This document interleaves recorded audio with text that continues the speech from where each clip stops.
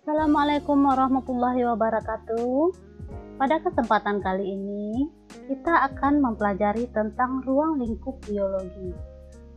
Nah, sebelum kita mempelajari ruang lingkup biologi, kita lihat tujuan pembelajaran kita. Yang pertama, menjelaskan ruang lingkup biologi. Yang kedua, mendeskripsikan objek persoalan biologi, mulai dari tingkat molekul hingga bioma. Yang ketiga, mengidentifikasi cabang-cabang biologi. Dan yang keempat, menganalisis manfaat biologi bagi manusia dan lingkungan. Nah, sekarang kita lihat karakteristik makhluk hidup. Nah, karakteristik yang pertama yaitu makhluk hidup itu disusun oleh sel. Karakteristik yang kedua mengalami pertumbuhan dan perkembangan, mulai dari bayi, kemudian balita, selanjutnya remaja, kemudian dewasa, lalu tua. Nah, karakteristik yang ketiga yaitu makhluk hidup itu bisa beradaptasi terhadap lingkungan. Nah, ini contoh makhluk hidup yang beradaptasi terhadap lingkungan. Yang keempat, karakteristiknya makhluk hidup melakukan proses metabolisme. Oke, selanjutnya struktur organisasi kehidupan. Kehidupan memiliki struktur yang sangat terorganisir. Struktur organisasi kehidupan dalam berbagai tingkat dapat dijelaskan sebagai berikut. Tingkat yang paling bawah yaitu namanya molekul. Selanjutnya gabungan dari molekul membentuk sel. Kemudian tingkatan selanjutnya yaitu jaringan. Setelah itu organ, sistem organ, organisme, populasi, komunitas, ekosistem, dan yang paling tinggi yaitu tingkatannya yang adalah bioma. Kita lihat yang pertama, struktur organisasi kehidupan dimulai dari molekul, contohnya adalah molekul protein. Molekul protein akan membentuk sel, contohnya adalah sel otot jantung.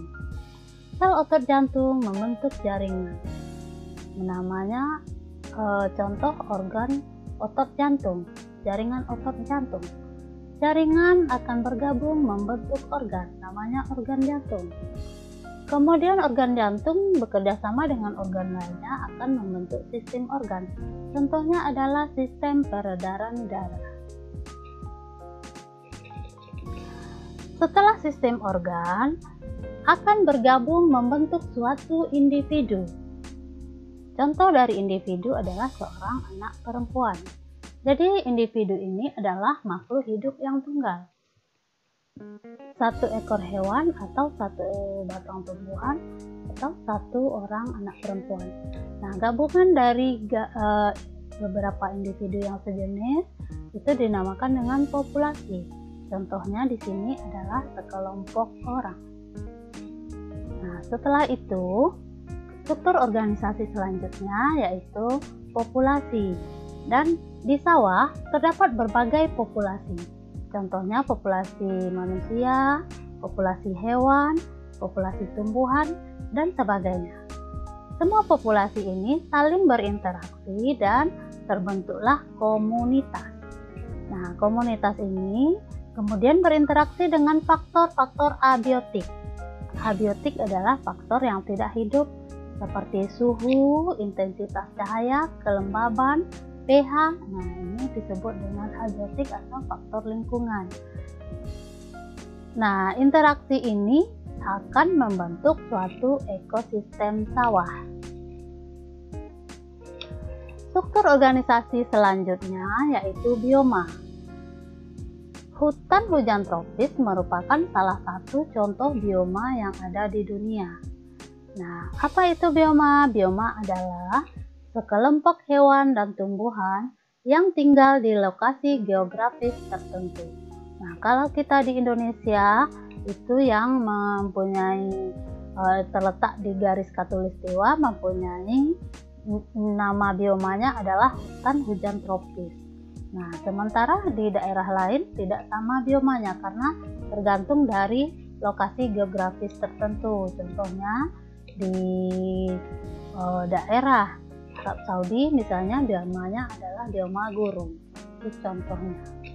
Nah, selanjutnya kita akan melihat cabang-cabang dari ilmu biologi. Sangat banyak sekali cabang-cabang dari ilmu biologi ini. Ini diantaranya adalah yang pertama kita lihat yaitu virologi. Itu ilmu yang mempelajari tentang virus.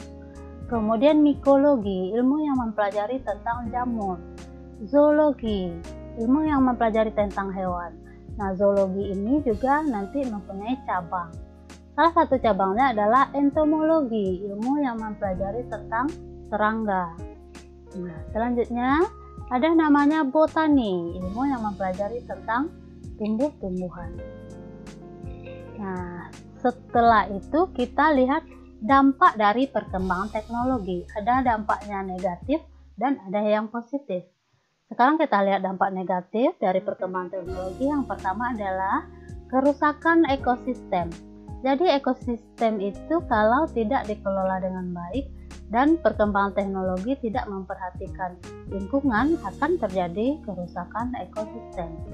Yang kedua, hama menjadi resisten terhadap penggunaan pestisida. Jadi dalam penggunaan pestisida tidak boleh secara berlebihan. Nah, nantinya akan mengakibatkan hama itu menjadi resisten karena dosisnya semakin lama semakin meningkat. Dampak negatif selanjutnya adalah senjata biologi. Nah, senjata biologi ini kalau dipergunakan untuk suatu kegiatan yang salah, nah itu merupakan dampak negatif. Nah, selain dampak negatif juga banyak sekali dampak positif dari perkembangan teknologi.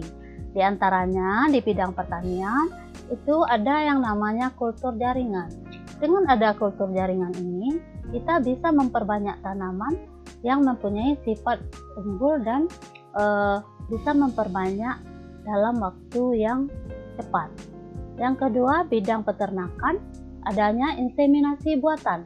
Nah, ini tujuannya untuk memperoleh ternak yang unggul karena diambil dari benih yang unggul juga. Selanjutnya, dampak positif di bidang kesehatan bisa mengidentifikasi virus. Nah, ini sangat berguna sekali bagi kesehatan. Kita bisa mengidentifikasi penyakit dan cara penyembuhannya serta apa antibiotik yang cocok. Selanjutnya, dampak positif yaitu bidang industri. Contohnya ada susu fermentasi seperti yogurt. Nah, itu saja yang bisa disampaikan untuk video kali ini. Untuk video selanjutnya kita akan membahas tentang metode ilmiah. Semoga bermanfaat. Terima kasih. Assalamualaikum warahmatullahi wabarakatuh.